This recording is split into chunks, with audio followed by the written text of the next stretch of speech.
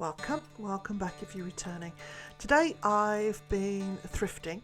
I've got a little bit of a thrift haul that I'll be showing you later on in the week. I've also been recycling some of the items from my home. I don't know what you're like, but in the new year I always like to start going through things, sorting things out. So this year, more than any, I've decided to start getting rid of stuff and selling things on. So in this video, I'm going to be showing you a couple of things that I've recycled, and also I'm going to be doing some really cute little DIY Valentine's gifts and decor for the home. So let's start with our bookcase to a bar. I'm going to be honest, it isn't very often I buy things to do up or recycle and sell. I tend to keep everything for myself, but because of the situation, I decided this item, which I've had for years, it was time for it to move along and find a new home. Now it's a vintage piece. It's probably, I want to say it's from the 50s. There's lots of veneer on it. It's in really lovely condition. This was in the little library, and it had paper in the bottom of it that I used to store, and then I had books in the top. There was a little bit of damage on it. Some of the veneer was peeling away, but all in all it was in really good condition. But I've decided it's something that I can recycle and sell on. So I started by doing all the little repairs on where I could on the veneers. You can see mostly on the doors. I filled it and sanded it, and then in the shelf, the bottom shelf of the cabinet, I've just taken all the veneer out because it was in such a bad way that it was just easier to remove it. The little handles I was going to replace, but I decided just to give them a little bit of rub and buff. So the plan is just to put this beautiful wallpaper in. This is a peel and stick, and it's turned out so beautifully. I'm so happy with it. I gave it 2 coats of plain black chalk paint, which is my favourite at the moment, and then just filled in a couple of little areas with some extra details of the chalk paint, and then some raised areas. As I said, I used the rub and buff on the handles and just some raised areas, and we've gone from a beautiful, nice bookcase to a beautiful bar. I'm so pleased with how this turned out. I really don't want to give it away, but I'm going to. So you can see what I've done to the front. I've highlighted the panels on the front by bordering it with the black chalk paint, and the back just looks beautiful with this mushroom wallpaper. As you can see, I've set it up as a bar, but you can use it still as a bookshelf or dresser. You want to be able to see, I always think, you see I just put a stain on the bottom on it. You see the white marks are the way the light's reflecting through, but I just put a stain in the bottom, gave it a quick sand, so that's great to use now. And you can see inside everything's got a quick coat of beeswax, so it's really brought the finish up. I've removed one of the shelves to turn it so I could get the bottles into it, but you can see the glasses. You need something with a cabinet like this. You need to be able to see the wallpaper in the back. So if you're using it for books or if you're going to fill it up, it's a shame to put the wallpaper in. So this is where I think it lends itself beautifully to a drinks cabinet. So hopefully somebody will like it. I think it's just beautiful, and you know what, if it doesn't sell, I'll just keep it. I like it that much.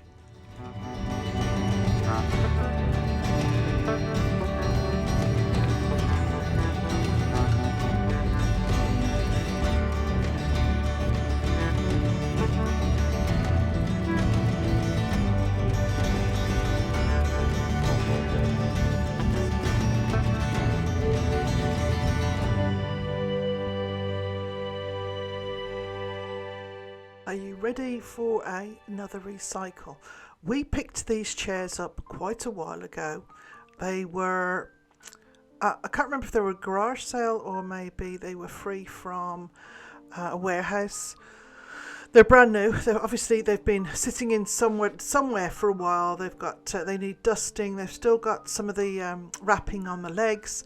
One was black, one was dark brown. There's no seat covers. So what we decided to do was take some wood that we had existing from one of the cabinets we took down. It was solid wood, my husband has made a template and he's cut 2 seat covers. Now, they look really good like this, and they would look really nice if you just stain them. You could even just paint them whatever colour you wanted. What we decided to do was, it was one of our son's birthdays, and he's just doing out his basement. He's turning it into a little sports area for him and his friends, and it's looking really great, but it needs a little something. So out comes the Cricut machine, and we've made a little template, and we're just going to add this to the chairs, and I'm going to make a stencil, and we're turning it into Aaron's golf zone. So again, if you've got a Cricut, if you don't, it doesn't matter. You can do it by hand, you can stencil something on, you can hand paint something on. There's so many different things you could do. You could get the rub-on decals. I mean, this is very specific for what we were using it for our son, but this was the door panel that came off the unit that we got the wood from, and we thought rather than waste it, we used the lettering that I took off the stencil and just stuck them to the door and then spray painted it all over. Sprayed it all with a can of matte black spray paint. We painted one of the chairs, the brown chair, in the black, and then once it was finished we gave it a coat of a high gloss, heavy duty high gloss, just because it's going to be in the basement. This is going to take, they're going to take a lot of wear and tear. So these are the finished items. As you can see, I wouldn't personally have I don't like the high gloss myself, but again, like my husband said, this is going to take a lot of bashing from a bunch of guys, so we went with something that was going to last, as opposed to something that's going to look great for a couple of months and then we'd have to respray it. So as you can see, it's we painted both of the chairs black, and this is the stencil chair, and then obviously we used the lettering from the stencils to make the stool up. And then this is the items in his basement on his AstroTurf rug, and hopefully that'll last for ages.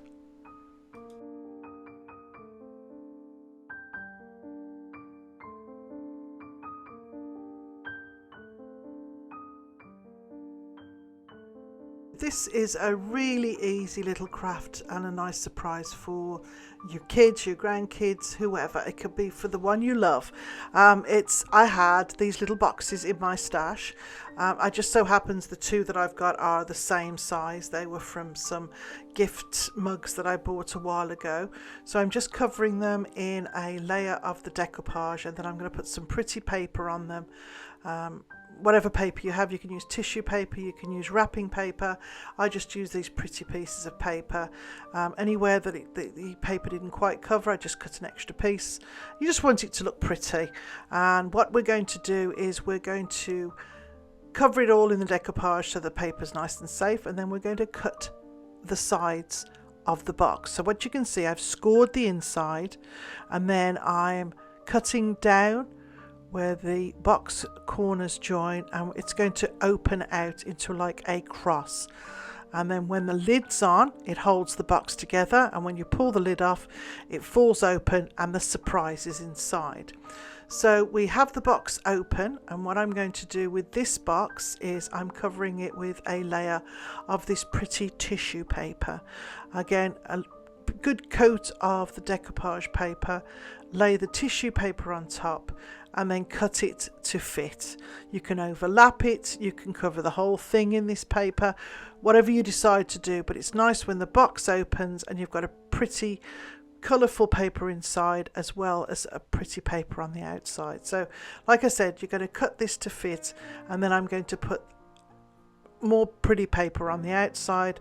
You could use this tissue paper, whatever you want to do. If the box is a good box, you don't necessarily have to do an outside layer of papers. It's just I wanted my boxes to be cohesive and have the pattern, and it's all trimmed out. So once that's done, you're going to take some I got some chocolates, a few packs from the dollar store, and just stick them to the sides. And then right in the center, I'm going to put a little teddy bear, but you can do whatever you want here. You could stick little packets and put sweets in them. And there you can see, as you open it, as you pull the lid off, the surprise falls open. So all you have to do to finish it off is just put a little handle in the lid so that they can pull it off and the box will open when it's pulled. For my granddaughter's box, I just made a loop of this pretty little lace, got the button with the tassels on and glued the whole thing to the lid of the box. For my grandson's, I cut a little slash in the top of the box, fed the ribbon in. Now this paper that I used for my grandson's box is just from the Dollar Tree, and it is the sticky craft paper that you can buy for your Cricut machine. So I used that on the inside and the outside of his box, and again I used the darker colours because it was a little bit more masculine. I went with the not so pretty and frilly, so this is for obviously a boy, and then the pink one was for the girl. But this handle is now substantial enough to be pulled, and you have these lovely little surprise Valentine's gifts.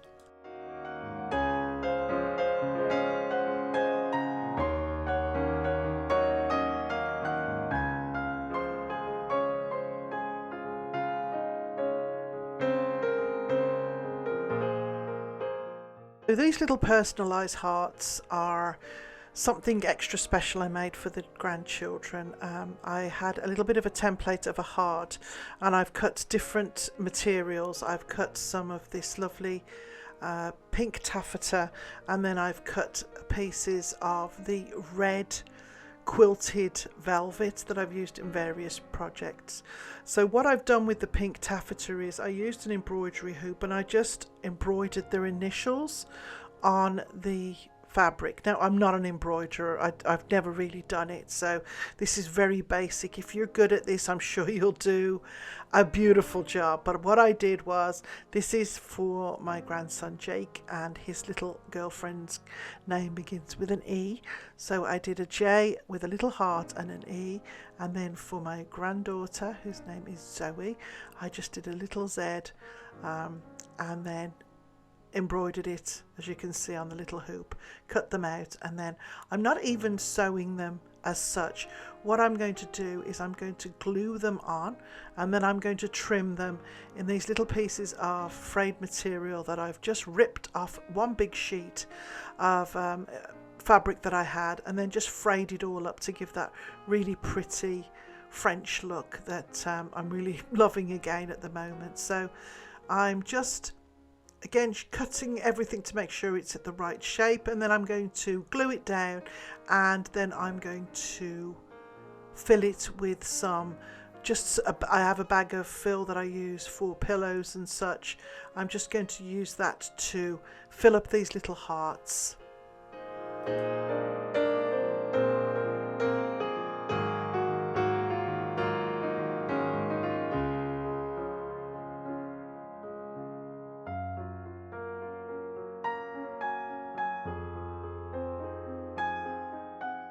So I've made a little hanger, I put it on the back, and then I'm just going to add this little bit just to finish it off on the front, and then I'm gluing everything together, and I'm just going to fill it with the fill that I have, and we have our Valentine's keepsakes. Well, I think there's nothing lovelier than little things that you can pull out year after year that mean something to you, especially if someone special's made them for you. So I went over my little hearts with a blanket stitch, and mine were embroidered, but you can use anything to get initials on. You can draw them on, paint them on, use decals, but I think you'll agree they're pretty little items you can keep from year to year.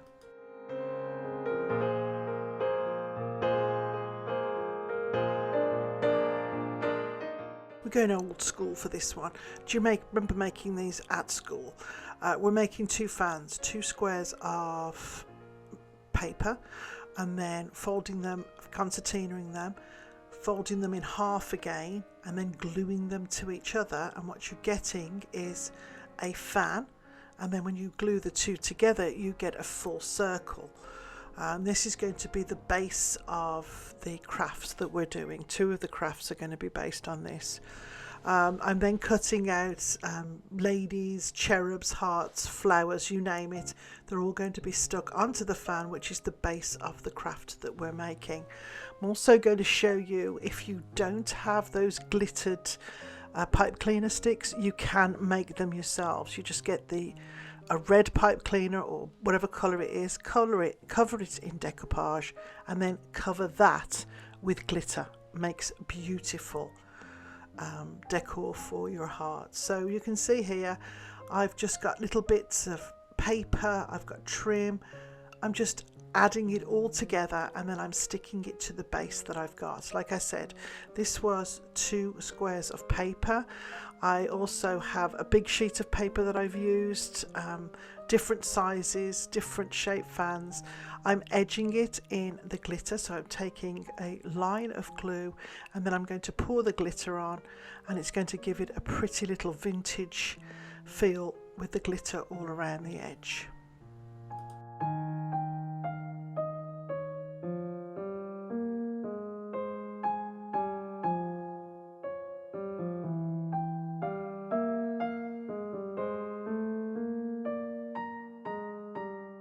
The second fan that I've made is a little bit bigger. The paper was bigger. I've put ribbon, floral ribbon, all the way around the paper, and then I've got some cherubs and some hearts, and I'm sticking them directly to the fan. The heart was just a little piece of a red box that I cut out. I've added some floral paper to it, and then a piece of card with a stamped love onto that, and then I've just glued everything to each other. But then we're moving on to the next craft.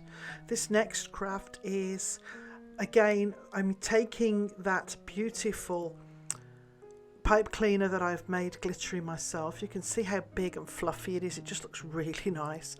I'm adding this around the circumference of a heart that I've made. Again, this is just 2 pieces of fabric glued together and then stuffed with the fill that you can see just by my left hand. That's just glued, and then I'm going to take some beading and stick that onto it just to cover up the lines. You can use ribbon, you can use more pipe cleaners, you can use whatever you want here.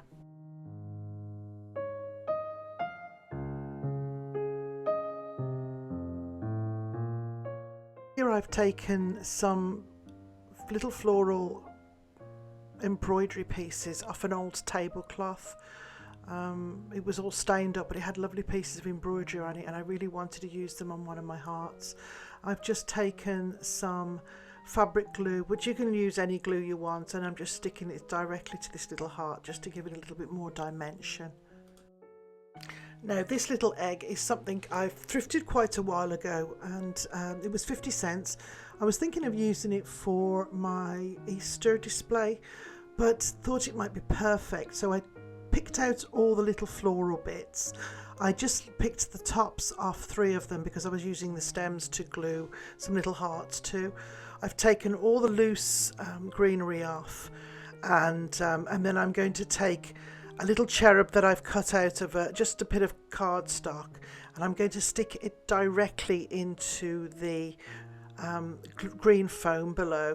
Now, nothing's glued on this. I'm just going to sort of use tacky on the back of the little hearts to keep them in place so that I can reuse this for my Easter decor. But you can see I'm just going to put the little globe back on top of it, and it's going to become part of my Valentine vignette. These are the spools of cotton that I picked up in a recent haul. I'm just going to glue a little bit of this lovely ribbon that I've made to it, so I can still use the cotton if I want to. And then I've got some paper that I'm cutting, and I'm sticking the dowels into the cotton, into the hole in the cotton, and this is going to make a little stand for the fans that I've made. So I'm just putting a little bit of glue, winding this paper around. It's going to go all the way up. I'm going to make it a little bit thicker at the top so that it's at the bottom, so that it fits into the little spool properly. And again, just the slightest amount of glue just to stick it so that I can reuse everything again. Once this is ready to go, I'm going to stick it to the back of the fan that I've made, and I have my stands for my little vintage vignette.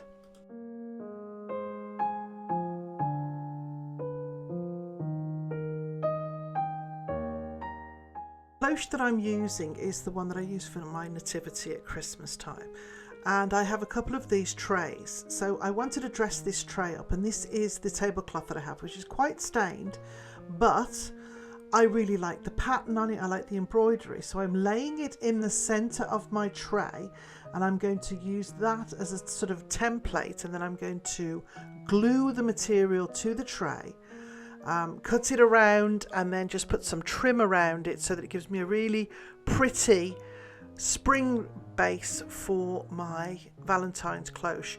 I'm adding this ribbon. Again, this is ribbon that I've made and frayed from a strip of fabric that I've had. This is a very French country fabric. You can see I've cut around the embroidery. You could leave it like that if you wanted to, but I wanted to finish it off with these little bits of ribbon that I've made. And this is going to be perfect to use in the spring as well. If I decide once I'm finished with the Valentine's decor, I can change the decor in the cloche, and it's very spring-like as well. So let's have a look at the finished item.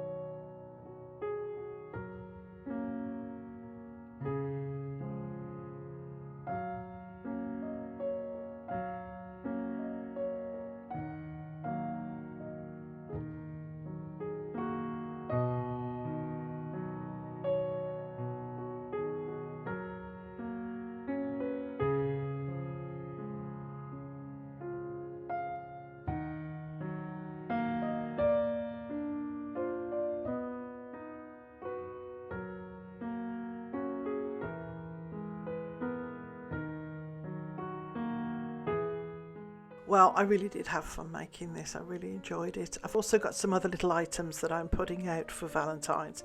So I will be posting another video kind of midweek just to show you those few things. So I hope you enjoyed this video. Thanks so much for watching. Give me a thumbs up and a like. And if you haven't already, press that subscribe button. Don't forget to ring the bell for all, and it'll get all my videos off to you when they come out. And we'll see you midweek for a quick Valentine's video. See you soon.